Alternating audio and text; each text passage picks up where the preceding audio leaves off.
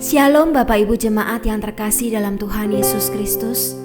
Kita sungguh bersyukur kepada Tuhan. Hari ini kita boleh kembali datang beribadah, memuji Tuhan. Mari kita bangkit berdiri bersama, kita siapkan hati kita. Tuhan berada di bait suci-Nya.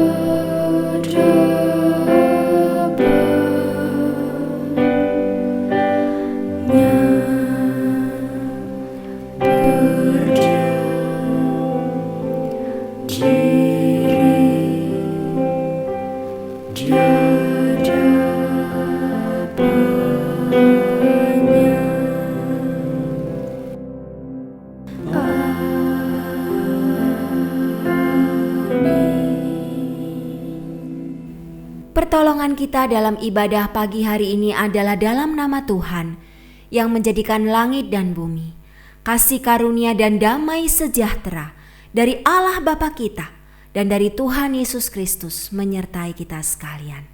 Amin. Masih dengan tetap bangkit berdiri, kita akan bersama-sama membaca bacaan Alkitab kita yang diambil dari Matius 28 ayat 18 hingga yang ke-20. Matius 28 ayat 18 hingga yang ke-20. Yesus mendekati mereka dan berkata, "Kepadaku telah diberikan segala kuasa di sorga dan di bumi. Karena itu pergilah, jadikanlah semua bangsa muridku, dan baptislah mereka dalam nama Bapa dan Anak dan Roh Kudus. Dan ajarlah mereka melakukan segala sesuatu yang telah kuperintahkan kepadamu. Dan ketahuilah, aku menyertai kamu senantiasa sampai kepada akhir zaman." Jemaat dipersilakan duduk kembali. Kita percaya bahwa hidup kita adalah anugerah Tuhan. Mari kita naikkan syukur kita dan memuliakan Tuhan sepanjang hidup kita. Tak akan pernah ku sesali mengiring Yesus sepanjang hidup. Lewati lembah air mata, ku saksikan kemuliaan-Mu dinyatakan. Berapapun harga yang harus ku bayar, ku kan tetap setia melayani.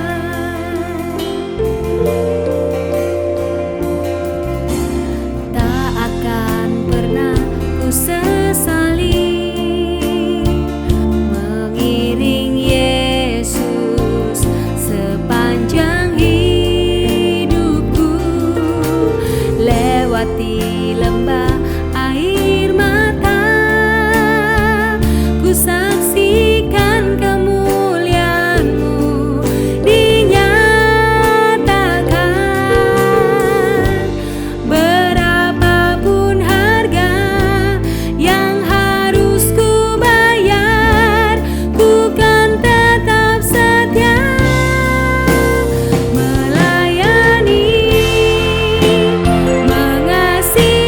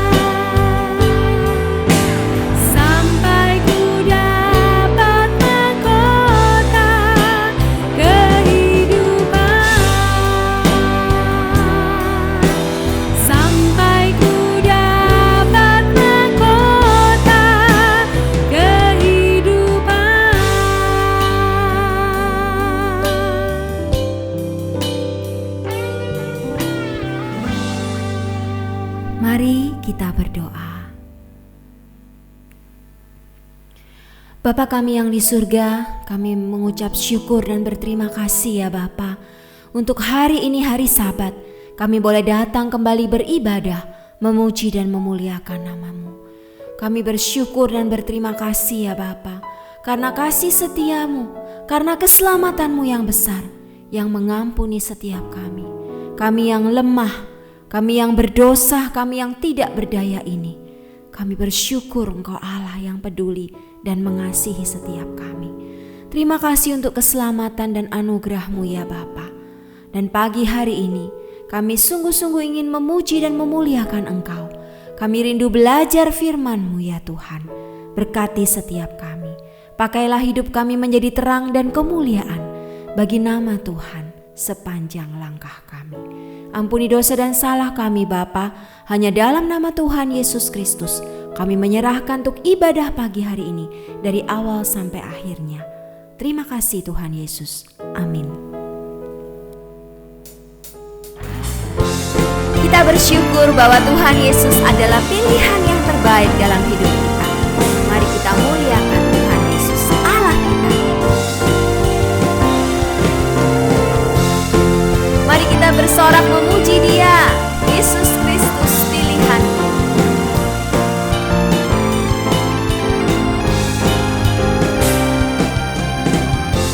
Kau Tuhan yang mulia, turun ke dunia untuk tebus segala dosa.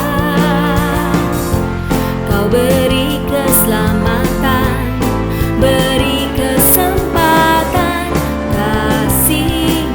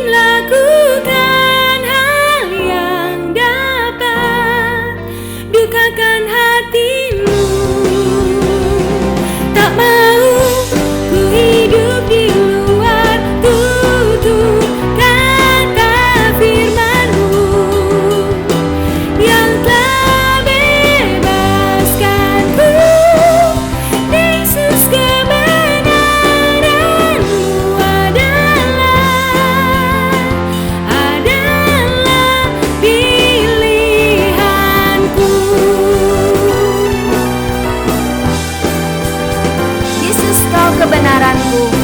Yesus, Kau pilihan kami, sekarang sampai selamanya.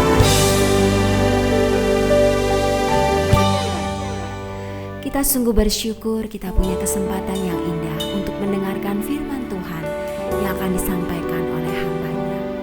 Mari percaya penuh, berpegang dan berserah penuh kepada Tuhan Yesus. Saat ku berjalan, kasih-Mu menerangi langkahku.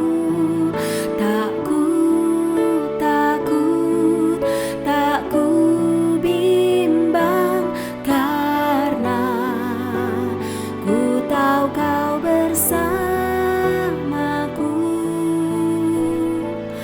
Kau lebih tahu yang terbaik bagiku. Kau lebih sanggup pulihkan hidupku. Ku berserah, ku percaya, hanya Yesus penolong yang. Kau lebih tahu yang terbaik bagiku. Kau lebih sanggup pulihkan hidupku. Ku berserah, ku percaya, hanya Yesus penolong yang setia.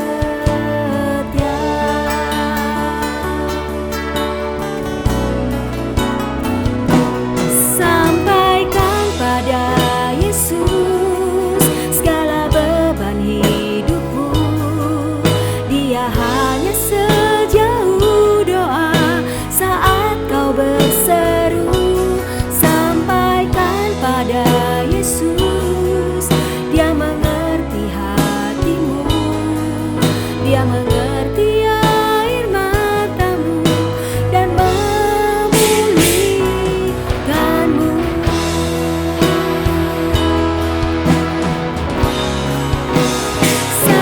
Sampaikan pada Yesus segala beban hidupmu.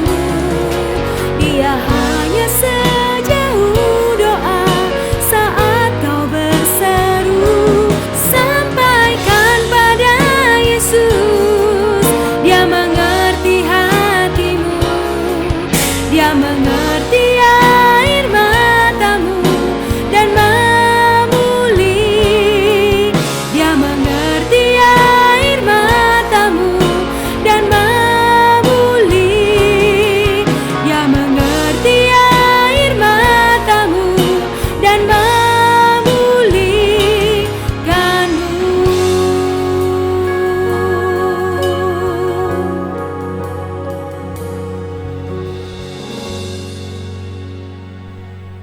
Shalom, selamat pagi Bapak Ibu Saudara sekalian yang dikasihi Tuhan. Sungguh suatu kebahagiaan jikalau kita dalam bulan keluarga ini masih diberikan kesempatan untuk terus belajar kebenaran firman Tuhan dan merenungkannya, khususnya untuk mengisi keluarga kita menjadi keluarga-keluarga yang menyenangkan Tuhan dan hidup takut akan Tuhan. Mari sebelum kita membaca dan merenungkan firman Tuhan, kita masuk dalam doa, kita mohon pimpinan Tuhan. Bapa di dalam surga, terima kasih, kami bersyukur pagi hari ini Tuhan masih memberi kami kesempatan untuk bersama-sama beribadah. Meski kami masih di rumah beribadah secara online, berkatilah, berikanlah hati yang fokus kepada firman-Mu, supaya kami boleh sungguh-sungguh mendengar, bukan untuk melupakan, tetapi untuk melakukan firman Tuhan. Mampukan kami dalam segala keterbatasan kelemahan kami, supaya melalui apa yang disampaikan penguraian firman-Mu, boleh menolong kami mengerti kehendak-Mu dan isi hati-Mu bagi setiap kami. Berkati hamba-Mu dalam segala kelemahan keterbatasan, supaya mampu menyampaikan kebenaran firman Tuhan. Terpujilah Engkau, di dalam nama Tuhan Yesus Kristus kami berdoa dan bersyukur. Amin. Tema hari ini saudara berbicara tentang bersehati menuntaskan amanat agung melalui keluarga. Bersehati menuntaskan amanat agung melalui keluarga. Satu tema yang cukup menarik dan sangat jarang dibicarakan. Mari kita akan membuka bagian firman Tuhan untuk melandasi tema hari ini. Diambil dari Matius 28 ayat yang ke-18 sampai dengan yang ke-20. Matius 28 ayat 18 sampai 20, demikian sabda Tuhan. Yesus mendekati mereka dan berkata, "Kepadaku telah diberikan segala kuasa di sorga dan di bumi. Karena itu pergilah, jadikanlah semua bangsa muridku, dan baptislah mereka dalam nama Bapa dan Anak dan Roh Kudus. Dan ajarlah mereka melakukan segala sesuatu yang telah kuperintahkan kepadamu. Dan ketahuilah, Aku menyertai kamu senantiasa sampai kepada akhir zaman." Berbahagialah setiap kita yang mau membaca, merenungkan dan melakukan firman Tuhan kita setiap hari. Saudara-saudara, penelitian yang dilakukan oleh seorang bernama Tom Rainer mengungkapkan sebuah hasil yang seharusnya menurut saya cukup meresahkan kekristenan, khususnya di Amerika Serikat. Beliau melakukan sebuah survei di Amerika Serikat untuk menentukan berapakah prosentase populasi orang Amerika yang mengakui dan menganggap diri mereka sebagai orang Kristen berdasarkan iman di dalam Kristus. Survei itu menyatakan bahwa dari mereka yang dilahirkan sebelum tahun 1946, jumlah yang menyatakan bahwa mereka mempercayai Yesus sebagai Tuhan dan Juru Selamat ada sebanyak 65%. Sedangkan mereka yang lahir di antara tahun 1946 sampai 1964, jumlahnya turun jadi sekitar 35%. Kemudian mereka yang dilahirkan di antara tahun 1965 sampai 76, jumlahnya lebih turun lagi menjadi 15%. Dan kemudian di antara mereka yang lahir antara 1977 sampai dengan 1994, teridentifikasi prosentasenya hanya 4% yang menaruh iman dan kepercayaan mereka kepada Kristus. Saudara, apa hasil atau maksud dari survei ini? Arti sederhana menunjukkan kepada kita bahwa negara yang mata uang dolarnya bertuliskan "In God We Trust" telah kehilangan jati dirinya sebagai negara yang tadinya mayoritas penduduknya adalah orang-orang percaya atau orang Kristen.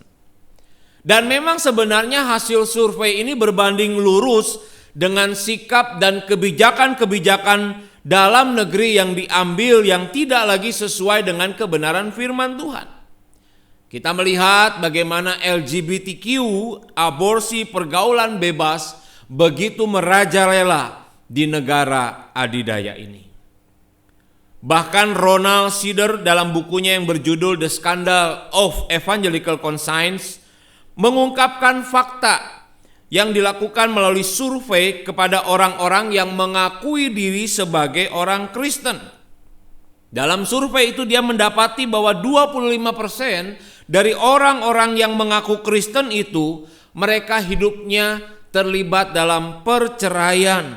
Yang lainnya menjadi pasangan kumpul kebo dan sebagian lagi mengisi rumah tangga mereka dengan KDRT atau kekerasan dalam rumah tangga. Dan belum lagi dosa-dosa yang lainnya.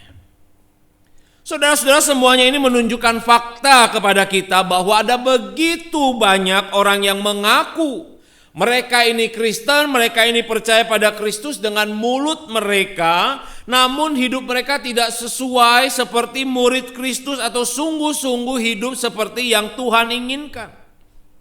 Banyak orang Kristen yang menjadi Kristen tanpa pertobatan. Banyak orang Kristen yang hidup kekristenannya tanpa Kristus.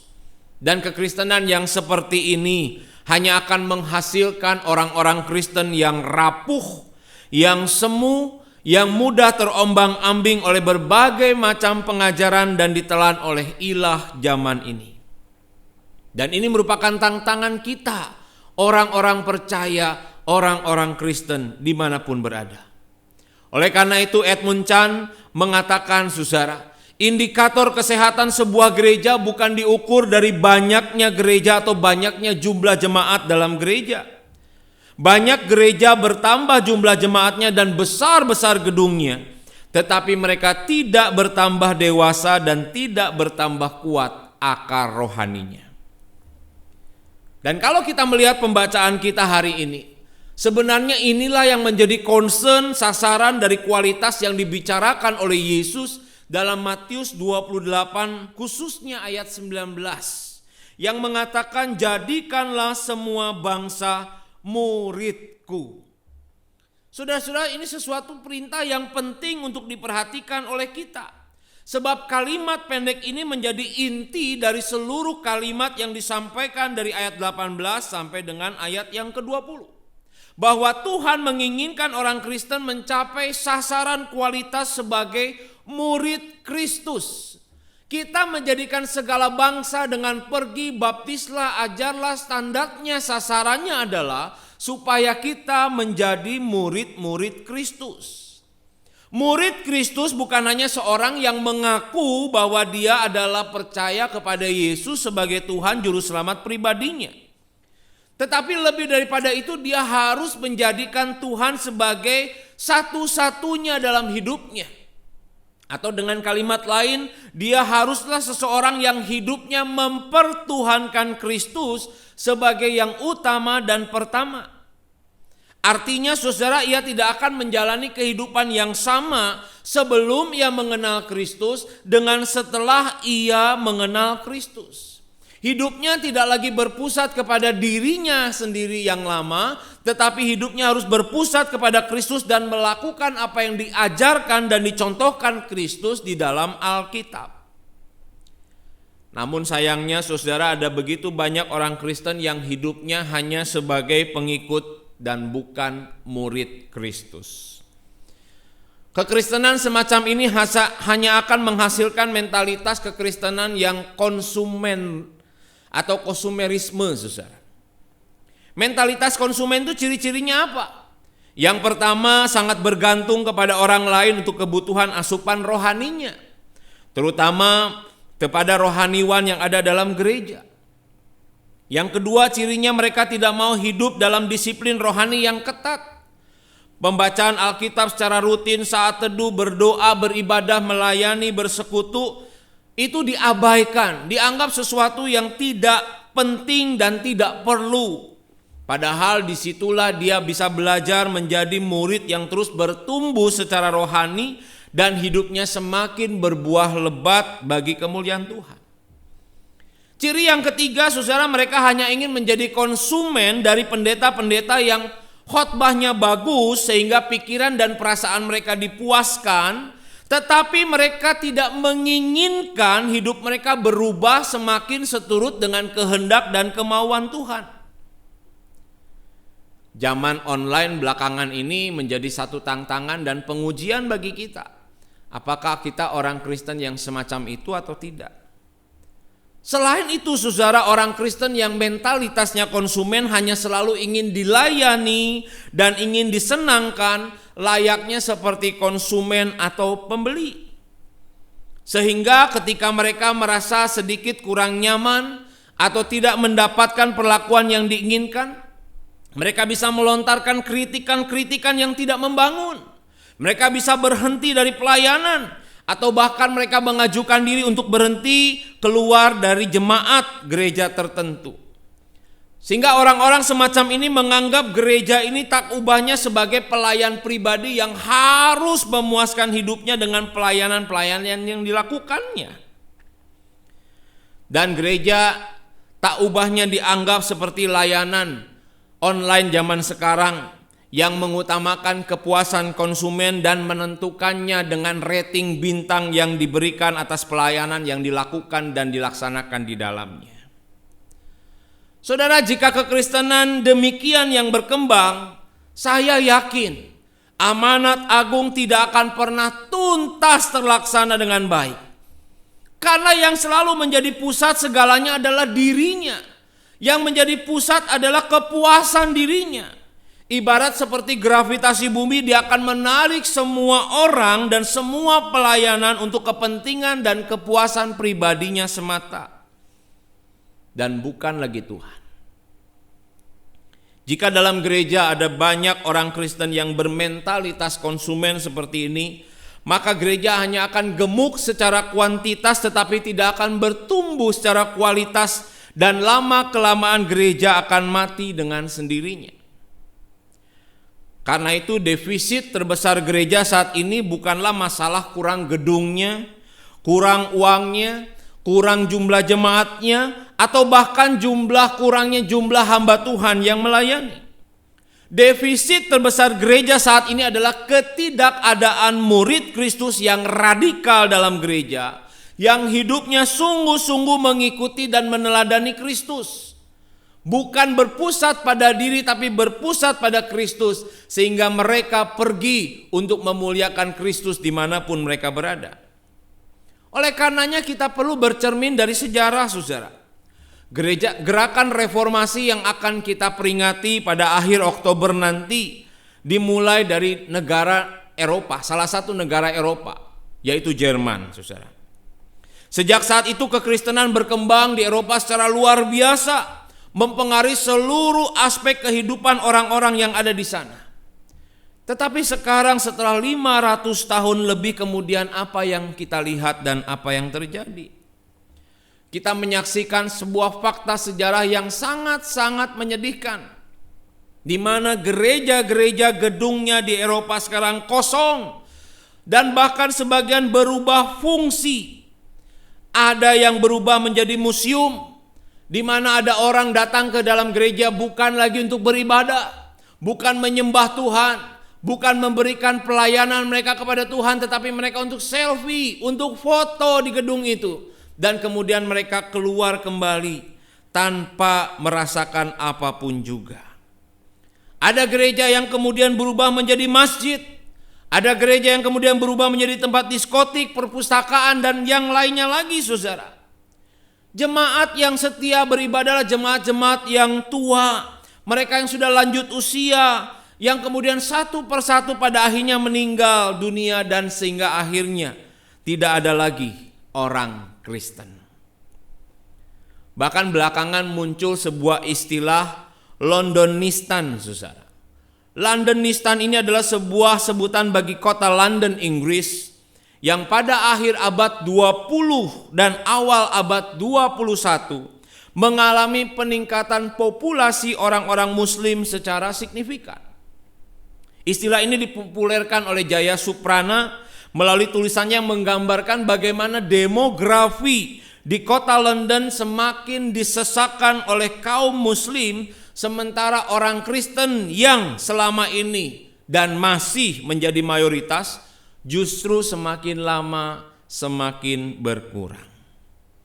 Dan kemudian hal ini diikuti dengan fakta statistik banyaknya laporan yang menemukan bahwa jumlah masjid di London memang meningkat luar biasa, sementara jumlah gereja di ibu kota Inggris ini pun semakin lama semakin menurun. Pertanyaannya, kenapa ini terjadi? Jawabannya sederhana. Orang Kristen melakukan pengabaian agung. Bukannya melakukan Great Commission, amanat agung, tetapi orang Kristen melakukan pengabaian agung, the Great Omission. Saudara, orang Kristen lebih suka untuk menyerahkan amanat agung ini untuk dikerjakan oleh gereja dan bukan oleh mereka. Padahal kita tahu bahwa amanat agung bukanlah tanggung jawab penuh dari gereja, melainkan orang-orang percaya bahkan di dalam lingkup terkecil keluarga. Disitulah kita pun harus berperanan melakukan dan melaksanakan amanat agung dalam kehidupan kita. Keluarga memiliki peranan yang besar untuk terjadinya pelaksanaan amanat agung dari generasi sebelumnya, yaitu orang tua terhadap generasi berikutnya, anak dan cucunya, dan seterusnya. Menarik sekali saudara, Bilangan Research Center melalui penelitian tahun 2018 menemukan data bahwa sosok yang paling berjasa menuntun generasi muda Kristen Indonesia untuk menerima Yesus sebagai juru selamatnya, dilahirkan kembali dan mengambil keputusan percaya dan menjadi pengikut Yesus yang sungguh-sungguh adalah orang tua sebesar 73,1% dan pendeta jumlahnya hanya 10,6%. Tentunya ini sebuah survei yang menggembirakan karena menunjukkan bahwa orang tua sudah sangat baik dalam membawa anak-anak mereka kepada Kristus. Namun saudara, tugas kita tidak hanya berhenti bahwa anak kita mengaku percaya kepada Yesus sebagai Tuhan Juru Selamat pribadinya. Tetapi sebagai orang tua kita bertanggung jawab perlu memastikan bahwa mereka hidup sebagai murid Kristus, di mana seorang murid yang senantiasa belajar dan terus bertumbuh dalam keserupaan dengan Tuhan Yesus seperti yang dikatakan dalam Roma pasal 8 ayat 29 sampai 30. Itulah sebenarnya yang harus menjadi titik akhir, tujuan akhir yang harus dicapai dalam keluarga oleh orang tua terhadap anak-anaknya. Oleh karena itu pertanyaannya saudara, apakah kita, khususnya kita yang sudah menjadi orang tua, kita tekun dan giat melakukan hal ini? Apakah kita sudah dengan sungguh-sungguh mengerjakan pemuritan dalam keluarga kita? Kita mengerjakan amanat agung Tuhan dalam keluarga kita. Di bagian ini kita harus jujur saudara bahwa kita kurang tekun dan kurang giat melakukannya dengan sungguh-sungguh.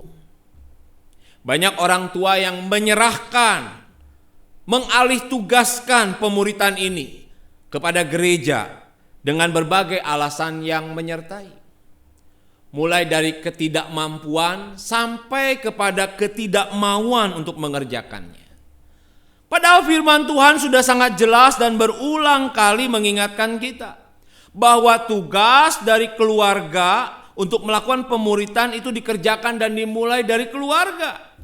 Dan orang tua adalah oknum yang paling bertanggung jawab untuk membimbing, melakukan pembimbingan spiritual terhadap anak-anaknya seperti yang disampaikan di dalam firman Tuhan dalam Ulangan pasal 6 ayat 1 sampai 9 yang sudah kita dengarkan beberapa minggu yang lalu. Saudara, ini merupakan satu standar yang diberikan Tuhan kepada semua orang tua untuk membimbing bagaimana anak mereka bertumbuh dalam pengenalan yang benar akan Tuhan dan firman-Nya. Sehingga hidup mereka boleh mengalami transformasi sesuai dengan kehendak Tuhan.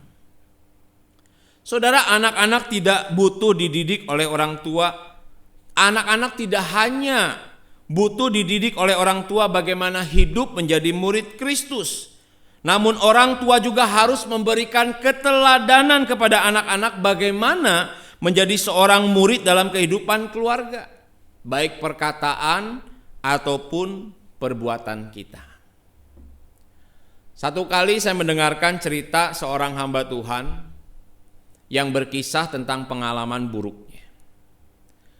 Satu kali dia mengendarai mobilnya dan di belakang ada kedua anaknya. Ketika dia sedang dalam perjalanan, tiba-tiba ada sebuah mobil yang memotong jalannya. Sontak hamba Tuhan ini kaget dan kemudian secara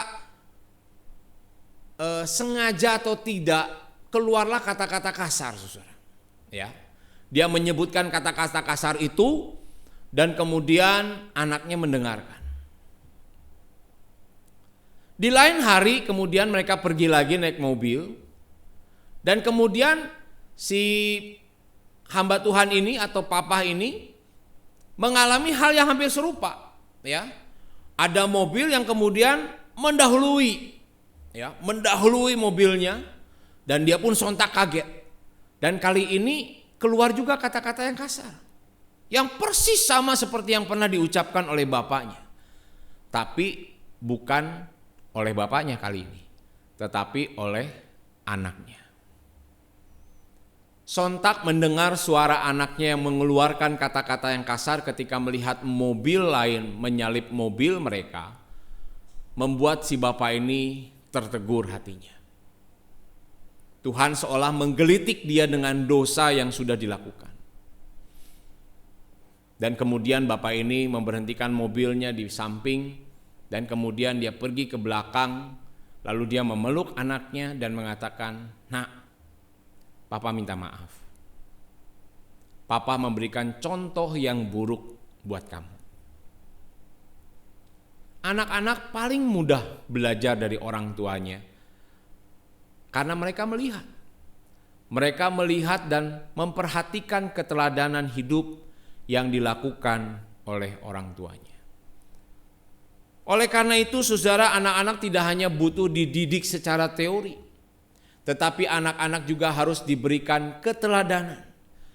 Karenanya orang tua dituntut menjadi orang tua yang juga hidup sebagai murid Kristus, yang hidupnya sesuai dengan ajaran Kristus. Saudara, kita mengenal ada dua macam model pemuritan. Yang pertama model Yunani yang lebih bersifat ruang kelas, yaitu akademis, pasif dan teoritis. Dan kemudian yang kedua model Yahudi yang lebih proaktif, menekankan pada relasi, pengalaman dan partisipasi secara langsung.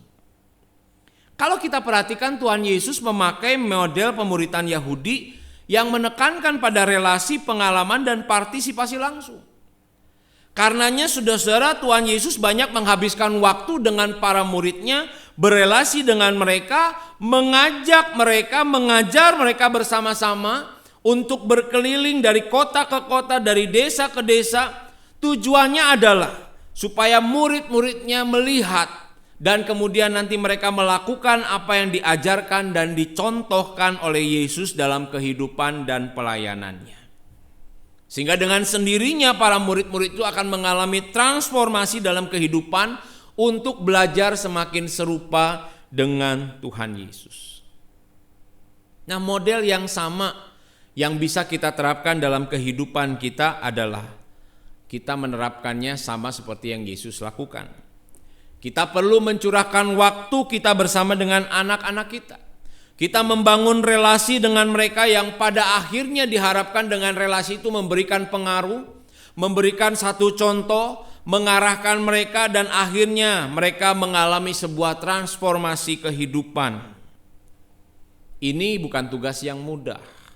Sebagai orang tua, kita merasa sudah sangat sibuk oleh tuntutan pekerjaan. Bahkan ditambah lagi dengan tanggung jawab yang lain termasuk pelayanan. Kita mengeluh kadang-kadang jangankan membimbing spiritualitas anak, waktu untuk bersama dengan anak-anak aja sangat terbatas dan sangat susah. Apalagi kita mau membimbing mereka dan menanyakan perkembangan spiritualitas mereka. Tapi kalau ini tidak kita lakukan sebagai orang tua, lalu siapa yang akan memuridkan mereka? Jawabannya, saudara, kemungkinan besar dunia. Dengan segala kesenangannya, dengan segala pengaruhnya, dengan segala filosofinya akan membentuk mereka menjadi murid-murid dunia. Dan jika itu terjadi, maka siap-siaplah kita akan kehilangan anak-anak kita dan generasi berikutnya. Dan yang lebih parah lagi, kekristenan kita akan berakhir sama dengan apa yang terjadi di Eropa dan di Amerika. Oleh karena itu, Matt Chandler dan Adam Griffin dalam bukunya Family Discipleship mengatakan bahwa sebab orang tua yang tidak dengan sengaja memuridkan anak-anaknya ibarat sedang membangun rumah tangganya di atas fondasi pasir. Jikalau badai itu datang, jikalau air bah itu menerjang, maka rumah itu akan hanyut dan hancur. Jadi pilihan ini ada pada saudara dan pada saya sebagai orang tua. Apakah kita mau melakukannya atau tidak? Seorang pengkhotbah besar bernama Charles Spurgeon pernah berkata demikian. Kami sangat merindukan kebangunan rohani keluarga. Keluarga Kristen merupakan benteng pertahanan dalam hal kesalehan pada zaman Puritan. Tetapi di zaman sekarang ini, ratusan keluarga yang disebut Kristen tidak memiliki ibadah keluarga. Tanpa pengajaran dan tanpa disiplin yang sehat, bagaimana kita berharap bisa melihat kemajuan kerajaan Tuhan jika murid-muridnya sendiri tidak mengajarkan Injilnya kepada putra-putri mereka? Saudara, setiap keluarga Kristen harusnya menjadi seperti gereja kecil. Gereja kecil yang mempersembahkan diri kepada Kristus, sehingga semua orang di dalamnya mau belajar menjadi seorang murid Kristus yang saling memberikan pengaruh satu dengan yang lain. Dengan demikian saya yakin dan percaya keluarga-keluarga Kristen dipakai Allah bersehati untuk menggenapi amanat agung Kristus bagi segala bangsa. Mari, jikalau kita belum memulainya, maka belum terlambat untuk melakukannya. Jikalau kita sudah pernah melakukannya dan berhenti, mari kita kembali kobarkan semangat kita untuk mengerjakan amanat agung di dalam rumah kita, kepada anak-anak kita, kepada keturunan kita, dan kelak mereka dan kita akan bersama-sama menuntaskan amanat agung ini bagi seluruh dunia.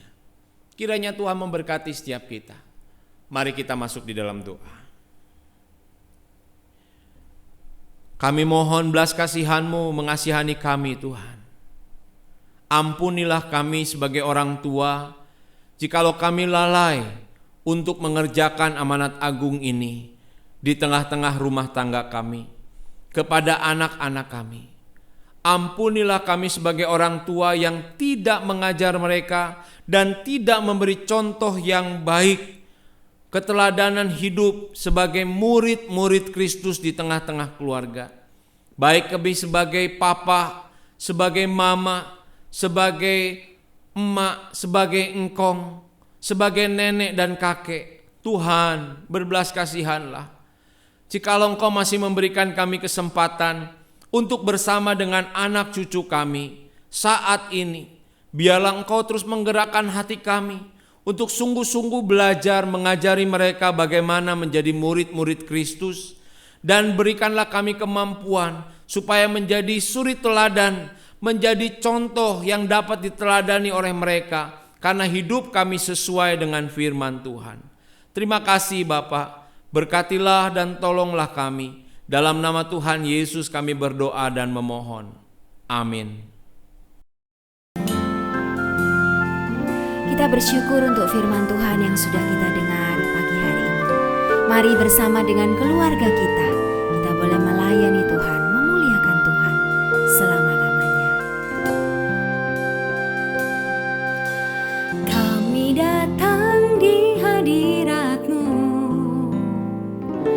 dalam satu kasih dengan bersehati, berjanji setia sampai akhir, mengasihi-Mu Yesus. Kami datang di hadirat-Mu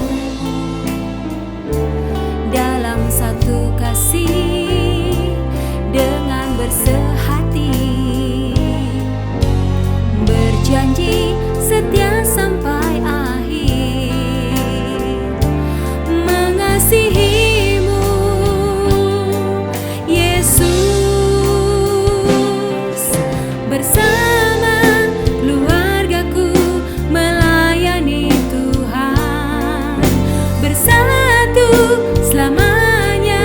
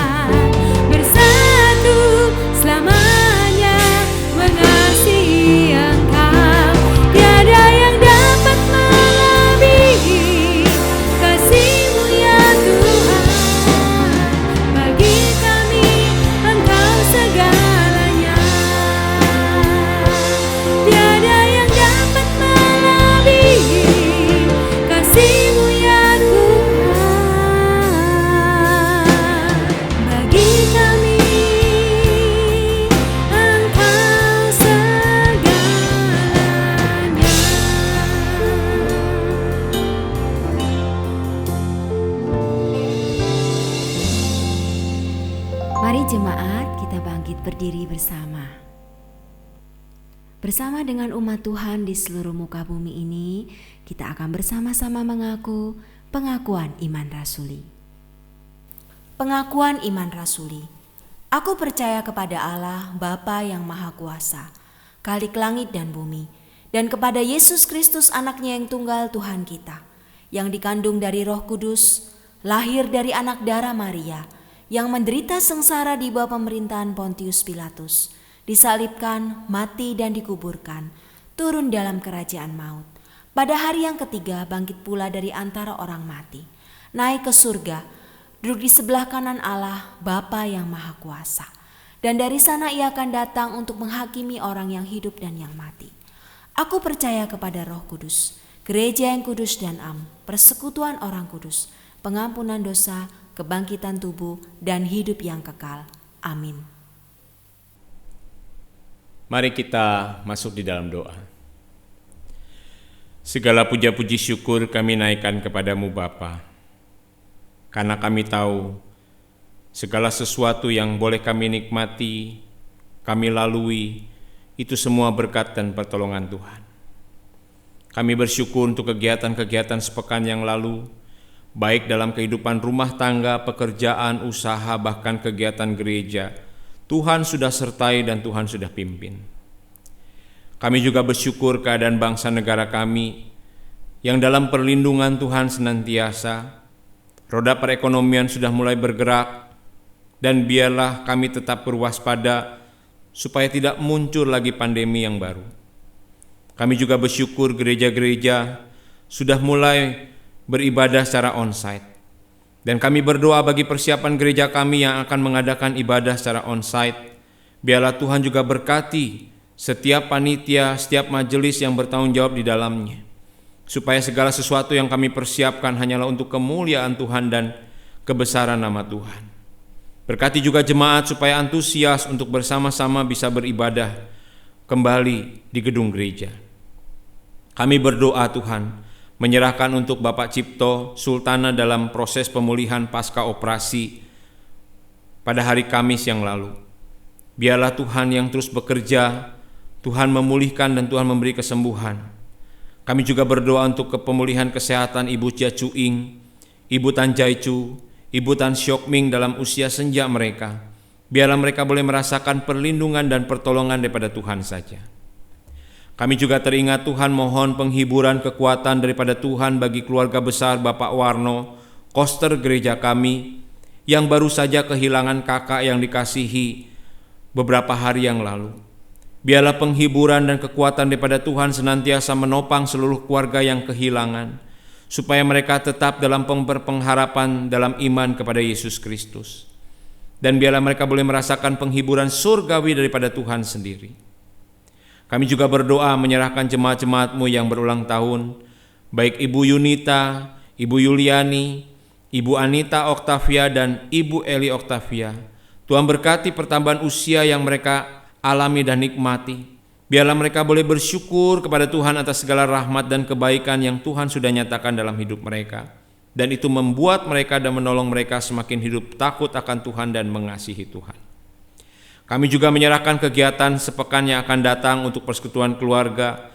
Tuhan tolong supaya bahan yang kami pakai boleh sungguh memberkati kami, menolong kami untuk semakin mengenal Tuhan dan kehendak Tuhan.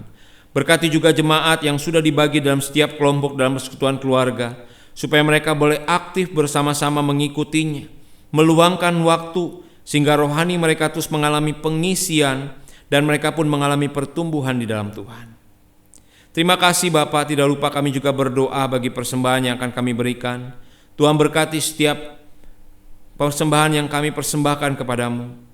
Tuhan menguji hati kami, Tuhan menguji pikiran kami, dan biarlah apa yang kami berikan sungguh dari hati yang sukarela dan sukacita, karena kami hanya pengelola dan bukan pemilik dari segala sesuatunya. Terima kasih Bapa, dengar doa kami Tuhan. Di dalam nama-Mu Tuhan Yesus kami berdoa dan bersyukur. Amin. Doksologi dan doa berkat akan disampaikan oleh hambanya. Pujilah Bapa Putra, pujilah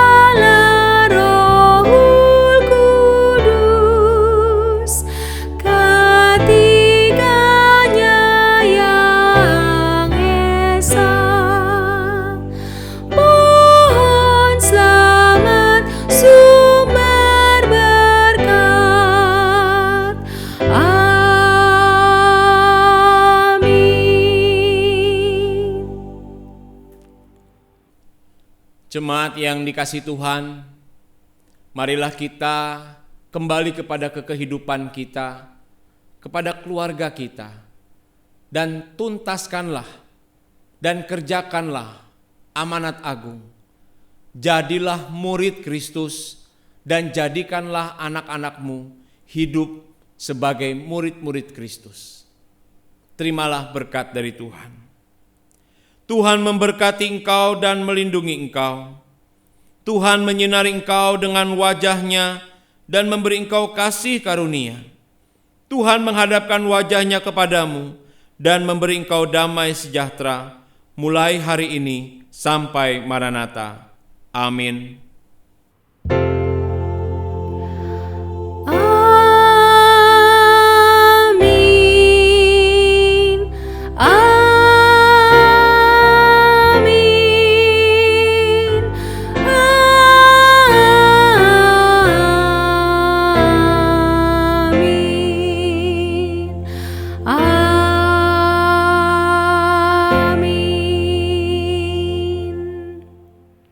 Saat teduh, silakan duduk.